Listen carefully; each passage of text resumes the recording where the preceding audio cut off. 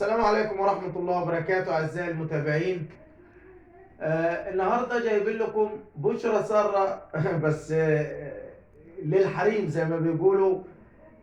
بس إنما أصبحت مأساة بالنسبة للرجالة. النهاردة بنقول إن المعاناة اللي كنا بنشوفها في قرار التمكين من مسكن الزوجية وبنقعد 5 و6 شهور بنجري، أصبح الموضوع اختلف كليا.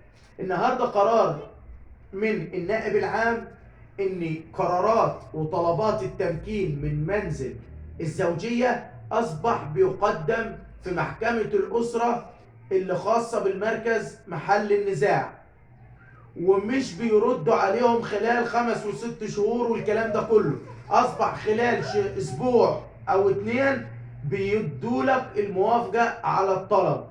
فاصبح القرار بتاع التمكين من منزل الزوجية خلال شهر بالكثير بتكون خلصت منه. دي انا عارف ان الرجاله زمانهم بيدعوا عليا طبعا على الفيديو ده، بس احنا واجبنا ان بنعرض كل التطورات اللي بتتم وكل التحديثات اللي بتنزل على القانون ليك ولغيرك. يمكن تقدر تحل بالودي، او لو معاملتك معاها مش كويسه حاول تحسن عشان الموضوع بقى صعب شويه. انتظرونا في فيديو جديد ومعلومه جديدة.